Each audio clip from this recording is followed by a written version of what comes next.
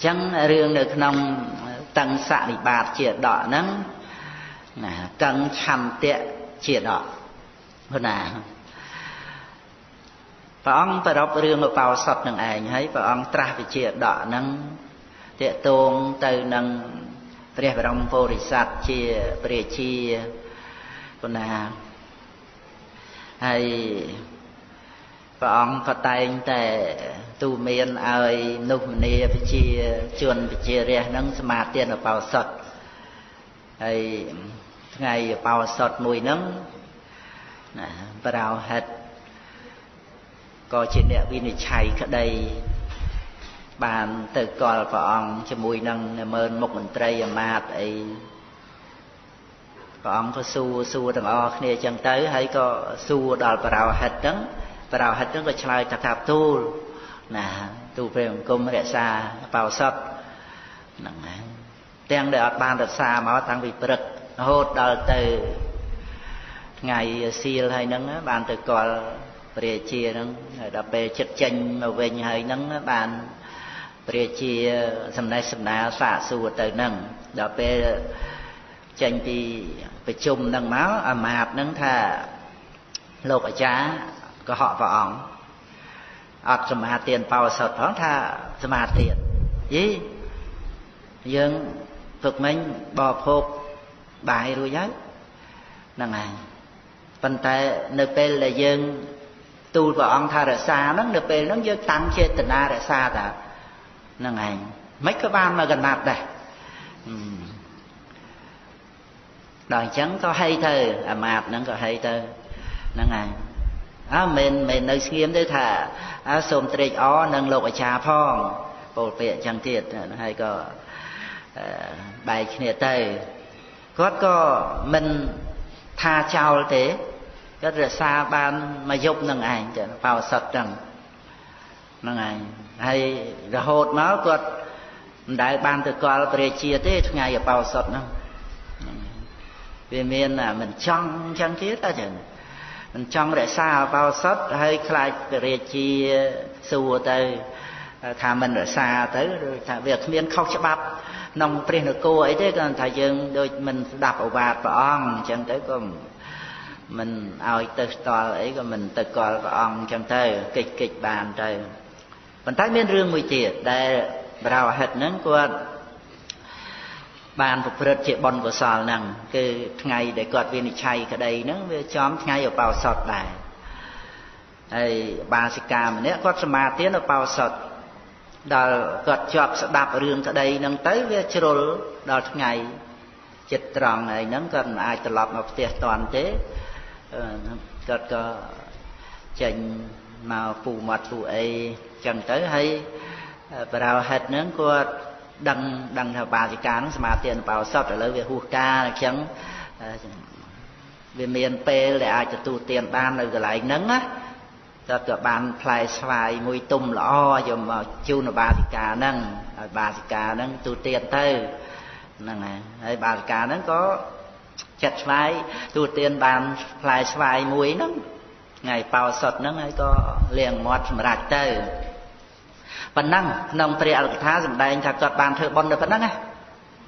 មកជាតិគាត់ហ្នឹងហើយក្រៅពីហ្នឹងសិតតែបាបសំខាន់គឺការវិនិច្ឆ័យក្តីកោមគឺថាឲ្យម្ចាស់ទ្រព្យហ្នឹងទៅជាអត់បានទ្រព្យហ្នឹងហើយដែលមិនមែនម្ចាស់ទ្រព្យហ្នឹងទៅជាបាបណាហ្នឹងគេហៅវិនិច្ឆ័យក្តីកោមហ្នឹងគឺមិនយុត្តិធម៌ទេណាឲ្យលុយគាត់ឲ្យឈ្នះទៅហ្នឹងឯងដល់អញ្ចឹងគាត់អស់ជីវិតទៅគាត់កើតពេលយប់បដិសន្ធិព្រឹបស្រាប់តែវិមានកើតឡើងហ្មងចឹងហើយនាងស្អាតកើតនៅក្នុងប្រាសាទនឹងបំរើគាត់ជាទេវបុត្រមួយអង្គអានិសង្ឃបោសុតហ្នឹងហើយមានចំការស្វាយផ្លែស្វាយទឹកហ្មងចឹងហ្នឹងហើយហើយនៅនេះដែនដីនៃព្រៃហែមពៀនទៀតណាមានស្រះទឹកមានអីនៅសបាយដល់ពេលថ្ងៃរះឡើងគឺកម្មនឹងត្រូវ នាំឲ្យគាត់ចុះពីប្រាសាទនឹងមកដល់វាលហ្នឹងគឺថាដូរអត្តភាពទៅគឺគ្រីងគឺក្រាំងធំហើយភ្លើងឆេះក្តៅរលរៀលនឹងហ្មងចឹងប៉ុណ្ណារលរៀលហើយដែលចាស់គាត់ថាវិនិច្ឆ័យក្តីស៊ីសំណោកនឹងណាទទួលបាបកម្មណាខ្វេះសាច់ខ្នងខ្លួនឯងស៊ីហ្នឹងក៏ចេះដឹងរឿងហ្នឹងពីរឿងហ្នឹងមករ៉ែតហ្នឹងគឺថាកម្មហ្នឹងវាបណ្ដាលឲ្យយកកញ្ចក់ធំហ្នឹងឯងខ្វេះខ្វាចសាច់ខ្នងយកមកស៊ីកម្មហ្នឹងវាបណ្ដាលឲ្យចឹងប៉ុណ្ណាអាហ្នឹងគាត់បានឃើញវិជាដកហ្នឹងហើយបានគាត់និយាយតមកហ្នឹងក្នុងវិជាដកហ្នឹងគឺចឹងតតែថ្ងៃលិចបានកម្មនឹងបណ្ដាលឲ្យគាត់ឡើងទៅប្រាសាទដូរអត្តភាពព្រឹបជាទេវបុត្រអញ្ចឹងគាត់នឹងគឺជាវិមាននិកៈប្រែតកណាហ្នឹងឯងក្នុងកំណើតហ្នឹងហើយក៏នៅសោយសពពេលយប់ដោយអានិសង្ឃបោសុតហើយនឹងបានធ្វើទានណាជូនផ្លែស្វាយដល់ឧបាសិកាដែលគាត់សមាទានបោសុតហ្នឹង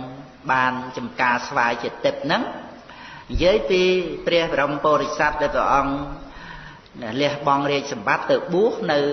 នៃទីកន្លែងសំរុំមួយមាត់ទន្លេគង្គានឹងឯងហើយស្រាប់ទៅពេលមួយវារើសបានផ្លែស្វាយរបស់វិមាននិកៈប្រែតតែទឹកទៅហ្នឹងស្វាយមែនទេណាមនុស្សបរិភោគបានណាផ្លែឡងធំព្រះទៅបោះនឹងរើសយកទៅចិត្តបរិភោគមួយថ្ងៃហ្នឹងអត់អស់ទេទុកហើយអត់ខូចទេណាស្អែកខំទៀត3ថ្ងៃបានអស់ស្វាយមួយហ្នឹងដល់ទៅអស់ស្វាយមួយហ្នឹងលេងចង់ឆាន់អីទៀតទាំងអស់គួយនៅតែមាត់ទន្លេហ្នឹងចាំស្វាយហ្នឹងដែតមកទៀតគឺថារិក្សតណ្ហាហ្នឹងវាធ្វើឲ្យលេបផ្លែអីទៀតក៏អត់រួចដែរណាដាក់ចូលក្នុងមាត់ជាចេញវិញនឹកតែរសស្វាយនឹងឯងចឹងអត់ចង្ហាន់7ថ្ងៃនៅតែមាត់ទន្លេគង្គាហ្នឹងហើយបានកាលនោះពនាងអបលវណ្ណាហ្នឹងកើតជាទេពធីតានៅនឹងខាងក្បាលទឹកទន្លេហ្នឹងមានឧបនិស្ស័យនឹងព្រះអង្គណាវត្តសង្សារមកហ្នឹងពិចារណាទៅឃើញថាណាបើមិនជួយណាព្រះតបោះនឹងទេតបោះនឹងមុខទៅអស់ជីវិតហើយយើងអាចជួយបានជួយទៅបានធ្វើដំណើរមកនឹងឯងឲ្យព្រះតបោះនឹងឃើញបានក្នុងបត្រៃ3ដកនឹងចាប់ពីកន្លែងនឹងមកហ្នឹងណាទេពធីតានឹងបានពោលថាបបិទ្ធព្រាមលោកពេញចិត្តនឹងអ្វីប៉ុនប៉ងអ្វីប្រាថ្នាអ្វីស្វែងរកអ្វីទៅអង្គុយម្នាក់ឯងក្នុងរដូវក្តៅដោយប្រយោជន៍អ្វីបានរបស់ព្រះពោធិសត្វនឹងបានតបថាក្អមដាក់នៅទឹកធំមានទ្រង់ទ្រាយស្អាតបាតមានឧបមាយ៉ាងណាផ្លែស្វាយទុំដកឧត្តមដោយពណ៌និងក្លិននិងរសក៏មានឧបមាយ៉ាងនោះផ្លែស្វាយហ្នឹងគេថាឧត្តមដោយពណ៌ផងក្លិនផងរសជាតិផងក៏ប៉ិនក្អមដាក់ទឹកក្អមដាក់នៅទឹកដ៏ធំមានទ្រង់ទ្រាយស្អាតណាហ្នឹងឯងគឺថាស្វាយហ្នឹងក៏ប៉ុណ្ណឹងមនាលនាងមានអវយវៈត្រង់កណ្ដាលមិនមានមន្ទិលណាចង្កេះហ្នឹងឯងធ្វើជាតាបោះហើយនៅសរសើររូបគេទៀតមើលនឹងឯងមនាលនាងមានអវយវៈត្រង់កណ្ដាលមិនមានមន្ទិលអាត្មាបានឃើញផ្លែស្វាយនោះអណ្ដែតតាមខ្សែទឹកក៏ចាប់ផ្លែស្វាយនោះដោយដៃទាំងពីរហើយនាំយកទៅកាន់រោងបូជាភ្លើងលំដាប់នោះអាត្មាបានដាក់ផ្លែស្វាយលើស្លឹកចេកទាំងឡាយដោយខ្លួនឯងចិត្តនៅផ្លែស្វាយនោះដោយកំបិតហើយឆាន់ផ្លែស្វាយនោះនាំចេញនៅសេចក្តីស្រេកឃ្លានរបស់អាត្មាបានអាត្មានោះប្រសិជ្ជៈសេចក្តីកវល់កវាយលុះ ផ្លែស្វាយអស់ហើយក៏អត់ទ្រាំបានដោយលំបាកមិនបានសេចក្តីត្រេកអរក្នុងផ្លែឈើទាំងឡាយឯទៀតណាមួយឡើយផ្លែស្វាយនោះនឹងនាំមកនៅសេចក្តីស្លាប់ដល់អាត្មាដោយពិតព្រោះរីងរាំងស្គាំងស្គមដោយសារតែផ្លែស្វាយដែលមានរសឆ្ងាញ់មានរសផ្អែមលើសលប់ដែលជាទីពេញចិត្តអាត្មាបានស្រង់នៅផ្លែស្វាយដែលកំពុងតែអណ្ដែតក្នុងអន្លង់ដ៏ធំអំពីស្ទឹងអាត្មានៅដោយសេចក្តីស្រេកឃ្លានទាំងពីទលេទាំងកណាហ្នឹងហើយទលេគង្គាទាំងហ្នឹងហើយទលេគង្គាព្រោះហេតុនោះអាត្មាភាពបានប្រាប់ដល់នាងអាត្មាអង្គុយអាស្រ័យនៅនឹងទន្លេគង្គាជាទីរីករាយទន្លេនេះធំទូលាយប្រកបដោយត្រីនាងកំអាលរត់ទៅឡើយចូលប្រាប់ខ្លួននោះដល់អាត្មាសិននឹងឯងកុំតន់ទៅវិញប្រាប់អាត្មាសិនម្នាលនាងកល្យាណីនាងជាអ្វីម្នាលនាងមានអវយវៈត្រង់កណ្ដាលដ៏ល្អនាងមានរូបដូចជាដំបាមាសដ៏រលីងមានដំណើរដូចជាកូនខ្លាដែលកើតនៅក្នុងញក់ភ្នំមកក្នុងទីនេះដើម្បីអ្វីហ្នឹងឯងចេះគួយគុណឃើញដំណើរគេដើរមកញ៉ៃញងអីដូចកូនខ្លាក្នុងរូងភ្នំអីណាទៀតអីមើលតែបោះប៊ូហើយហ្នឹងហ្នឹងឯងនាងនារីទាំងឡាយណាជាអ្នកបំរើពួកទេវតាក្នុងទេវតាទាំងឡាយផងស្រីទាំងឡាយណាប្រកបដោយរូបក្នុងមនុស្សលោកផងស្រីទាំងឡាយនោះប្រកបស្មើដោយរូបនៃនាងមិនមានទេក្នុងទេវៈកន្ធប់និងមនុស្សលោកឡើយម្នាលនាងមានអវយវៈខាងដើមគឺភ្លៅដ៏ល្អហ៊ាននិយាយភ្លៅគេទៀតកណាអាត្មាសួរហើយចូលប្រាប់នាមនឹងកោតផងផៅពងទាំងឡាយផងបានទេពធីតានឹងពោលថាបបិទ្ធព្រាមបានជាហៅថាព្រាមមកពីសំដៅយកអ្នកប៊ូសណាហ្នឹងឯងបបិទ្ធព្រាមលោកគង់នៅអាស្រ័យនឹងទន្លេឈ្មោះកោសិកីជាទីរីករាយណាខ្ញុំមានទីលំនៅត្រង់ខ្សែទឹកដ៏កាចមានអន្លង់ជាទីហូរទៅនៃទឹកដ៏ប្រសើរអាស្រ័យនៅនឹងទន្លេនោះឯងចឹងគឺថាកន្លែងដែលទេពធីតានៅហ្នឹងគឺឈ្មោះថាកោសិកីចឹងគឺណាហ្នឹងហើយជ្រោះភ្នំដ៏ច្រើនកុះកដោយឈើផ្សេងផ្សេងរមែងមានក្នុងទីចំពោះមុខខ្ញុំរមែងហូរទៅក្នុងរដូវភ្លៀងប៉ុណ្ណាគឺថាជ្រោះភ្នំដ៏ច្រើនហ្នឹងកុះកដោយឈើផ្សេងផ្សេងរមែងមានក្នុងទីចំពោះមុខខ្ញុំចឹងហ្នឹងហើយផ្លែឈើនឹងរមែងហូរទៅក្នុងរដូវភ្លៀងម្យ៉ាងទៀតគឺស្ទឹងដ៏ច្រើនមានទឹកហូរចេញអំពីព្រៃត្រួតត្រងនៅគំនរទឹកដ៏ខៀវស្ទឹងដ៏ច្រើនមានរូបភាពដូចជានាគរមែងញ៉ាំងខ្ញុំឲ្យពេញទៅដោយទឹកដើមស្វាយដើមព្រីងដើមខ្នោសម្លដើមខ្ទុំដើមត្នោតនិងដើមល្វាជលជាតិទាំងឡាយដូចច្រើនរមែងហូរទៅកាន់ស្ទឹងទាំងនោះរឿ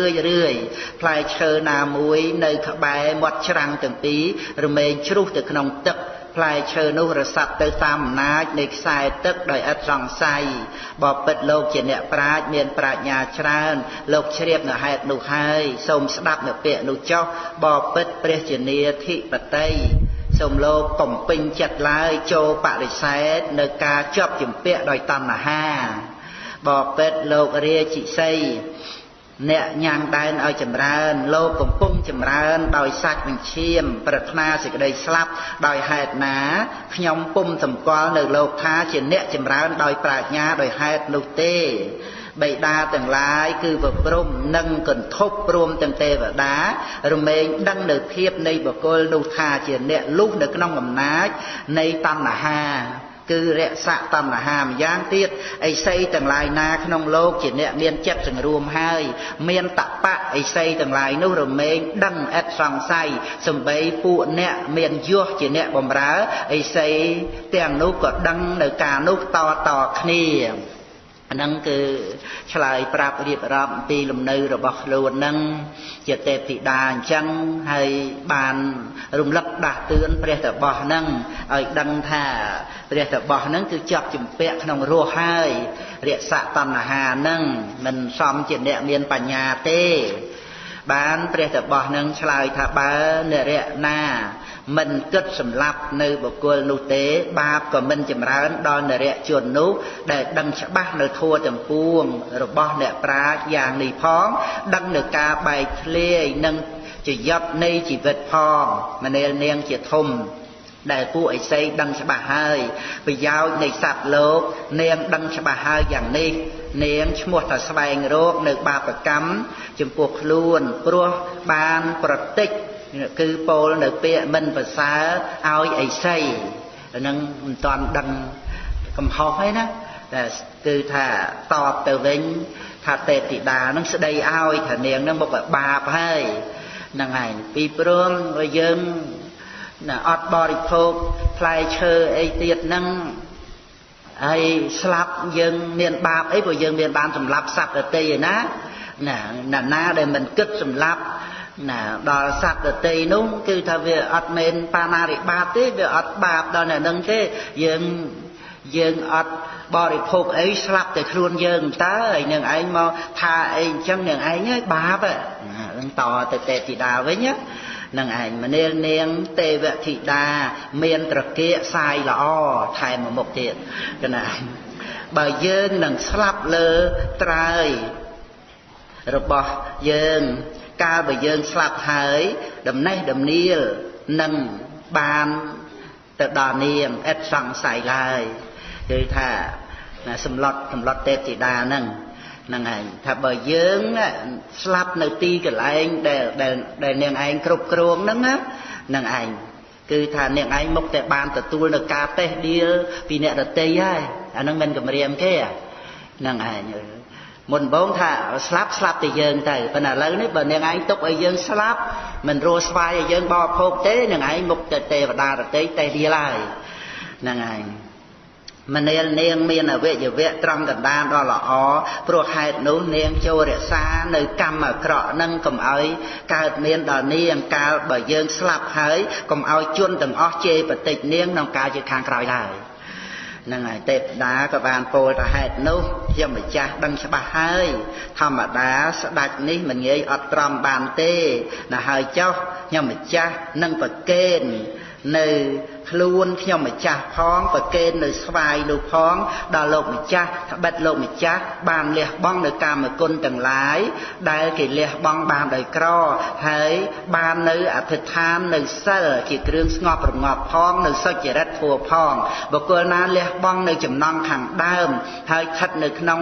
ចំណង់ខាងចុងផងប្រព្រឹត្តនៅអធម៌ផងបាបតែងតែចម្រើនដល់បុគ្គលនោះអានឹងរំលឹកដាស់តឿនថែមទៀតណាសូមលោកម្ចាស់មកចុះខ្ញុំម្ចាស់នឹងនាំលោកម្ចាស់ឲ្យទៅដល់ព្រៃស្វាយនោះសូមលោកម្ចាស់មានសេចក្តីខ្វល់ខ្វាយតិចដោយពិតចុះខ្ញុំម្ចាស់នឹងនាំទៅដាក់ក្នុងព្រៃស្វាយដ៏ត្រជាក់នោះសូមលោកម្ចាស់គង់នៅក៏មានការខ្វល់ខ្វាយអីឡើយបបិទ្ធអរិន្ទមៈព្រៃស្វាយនោះពួកសត្វបក្សីមានកងក់ស្រវឹងដោយរសនៃផ្លែឈើបានស្រែកបន្លឺឡើងហើយពួកគ្រាលពួកកងោកជាទឹកពួកសត្វស្លាបឈ្មោះកោយថៈនិងឈ្មោះមធុសាលយៈយំជាមួយនឹងពួកហង្សពួកតាវៅដែលនៅក្នុងព្រៃស្វាយនោះក៏ញ៉ាំងនៅពួកសត្វទាំងនោះឲ្យភ្ញាក់ឡើងហើយដើមស្វាយទាំងឡាយក្នុងព្រៃនោះមានចុងមេឃដាបចុះព្រោះតែទម្ងន់ផ្លែប្រកាសស្មើដោយទីលានដែលពេញទៅដោយកណ្ដាប់ស្រូវដើមដកកំស្រល់និងខ្ទុំទាំងឡាយមានចង្កោមផ្លែសំយ៉ុងចុះដូចធ្លាយនៃផ្លែត្នោត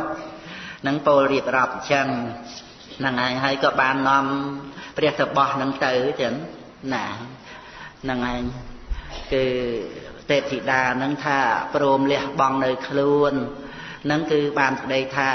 បីអោបតបោះនឹងទៅហ្មងចឹងហើយតបោះនឹងព្រោះតែចង់ទៅជាការស្វាយឲ្យមនុស្សស្រីអោបទៅហ្មងប៉ុណ្ណាឃ្លានស្វាយពេកហើយទេពធីតាបីនឹងដើមទ្រូងនឹងយកទៅបីអីបីហើយប៉ុណ្ណាហ្នឹងហើយ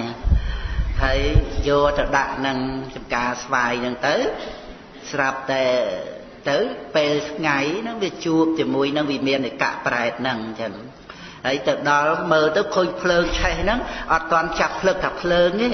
ស្មានតែពាក់ផ្កាអីរមហ្នឹងឯងក៏សួរទៅថាអ្នកត្រួតត្រងនៅផ្កាកំរងត្រួតត្រងនៅឈ្នួតប្រដាប់ដោយគ្រឿងអភរណៈពាក់នៅពហុរៈរតនៅកងកន់ប្រោះព្រំដោយក្លិមច័ន្ទឲ្យគេបំរើនៅក្នុងវេលាយប់សោយនៅទុកក្នុងវេលាថ្ងៃស្ត្រីទាំងឡាយ 16,000 នេះជាស្រីបំរើរបស់អ្នកជាបុគ្គលមានអានុភាពច្រើនយ៉ាងនេះអស្ចារ្យគួរឲ្យព្រឺរោម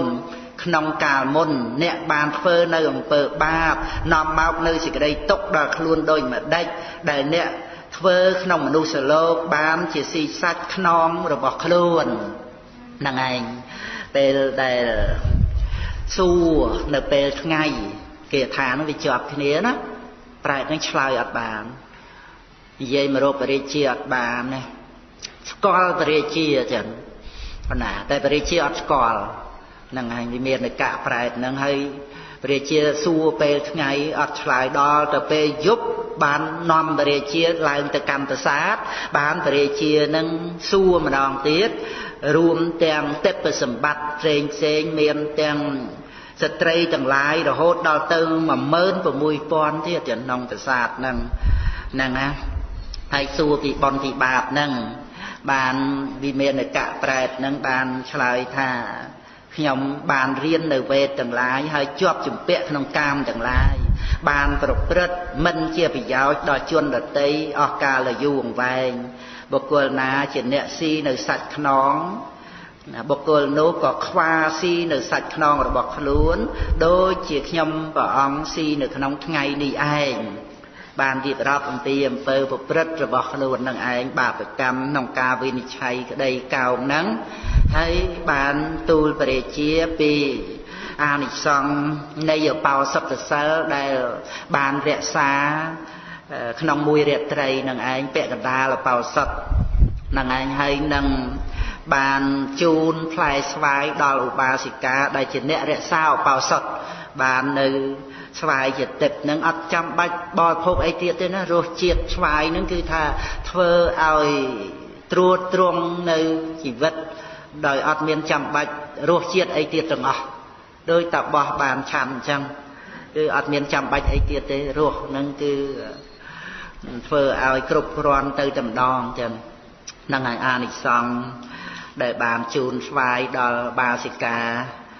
ម្នាក់ហ្នឹងទៀតមានផលហើយខ្លួនឯងបានរក្សាបោសុតពាក់កណ្ដាលហ្នឹងបានពេលយប់នឹងឯងប្រសិនបើបានតាមបរិជារក្សាតាំងពីព្រឹកមកគឺតែបោសុតហ្នឹងគឺជួយកម្ចាត់នៅអាភាព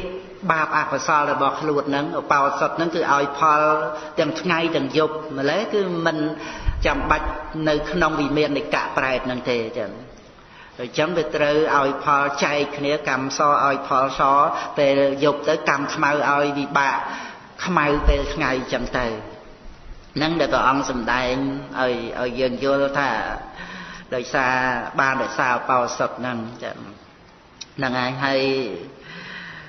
តេតួងនឹងបាបកម្មរបស់គាត់ហ្នឹងហើយបើកុំតែបាបកម្មតាមចូលទៅជ្រៀតជ្រែកហ្នឹងបោសុតពាក់កណ្ដាលហ្នឹងក៏ឲ្យកើតទៅជារុក្ខទេវតាដូចជាទេសៈរបស់លោកសិទ្ធិអនាថបិណ្ឌិកមើលមានជាវិមាននៃកៈប្រែទេណាហ្នឹងហើយទេសៈរបស់លោកសិទ្ធិហ្នឹងកើតទៅជារុក្ខទេវតាមានស័ក្តិធំទៀតអាចបង្ហូររបស់ជាទឹកមកដល់តបោះ500អង្គដែលចុះពីដែនដីនៃព្រៃហែមពៀនទៅកាន់កោសំពីហើយបានប្រាប់តបោះទាំងអស់នឹងថាពុទ្ធបានត្រាស់នៅសាវត្ថីហ្នឹងហើយធ្វើឲ្យតបោះនឹងបញ្ញាបញ្ញាប់ទៅកលព្រះអង្គស្ដាប់ពធបានសម្រេចព្រះរហ័តហើយចូលកម្មភ្នោះទៀតហើយឲ្យខោសិកសិទ្ធិបាវារកសិទ្ធិកុបដសិទ្ធិបាននាំគ្នាសម្បើមហោះភាណាទេយធัวទេយវត្ថុអីហ្នឹងទៅវាយព្រះអង្គភិក្ខុសង្ឃ ស្ដាប់ពធទេសនាសម្រាប់សោតតាបត្តផលហើយបានមកកសាងវត្តមួយម្នាក់ខោសតារាមជាដើមនឹងដោយសារតំណែងរបស់រុក្ខទេវតានឹងគឺទេសៈរបស់លោកសិទ្ធិរក្សាបោសុតបានដោយពាក្យកដាលដែរហើយវាអត់មានបាបអីដូចជាប្រោហិតនេះប៉ុន្តែប្រោហិតនឹងឥឡូវបានធ្វើបន់ហ្នឹងហើយទំនុកបំរុងពរាជានឹងឲ្យបានព្រះតបោះនឹងឲ្យបានឆាន់នៅផ្លែស្វាយនឹងរហូតដល់ទៅព្រះតបោះភ្ញាក់ខ្លួនហ្មងចឹងភ្ញាក់ខ្លួនត្រង់ដែលថាយើងមកបួសដើម្បីលះបង់កាមគុណហើយមកតែវ៉ែអីជាមួយនឹងផ្លែស្វាយហ្នឹងណាដល់ទៅឧបនិស្ស័យស្មារតីព្រះអង្គមកដល់ប៉ុណ្ណឹងគឺថាអាចកាត់នៅកាមតណ្ហានឹងបានចឹងរក្សាតណ្ហានឹងហើយទេពធីតារំលឹកដាស់តឿនផងទៅវាចិត្តនឹកចាំពាក្យទេពធីតានឹងដល់ចឹងក៏ឲ្យមានកៈប្រែតនឹងឯងនាំទៅទាំងយប់ទៅកន្លែងព្រះអង្គវិញចឹងកណានឹងឯងដែលមានរិទ្ធនៅក្នុងពេលយប់នឹងនាំទៅហើយសន្យាថាទំនុកម្រងអីដល់ព្រះតបោះនឹងតែព្រះតបោះនឹងក៏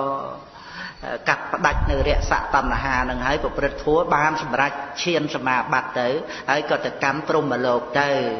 នឹងឯងរឿងរ៉ាវក្នុងវិជាដកនឹងប៉ុណ្ណឹងជាចំនួនដល់ញាតិញោមស្រីប្រុសទាំងអស់ដើម្បីឲ្យបានជ្រាបពីរឿងបោសុទ្ធសិលដែលប្រព្រឹត្តទៅដោយចេតនាកម្មនេះឯងចឹងសូមអនុមោទនាចឹង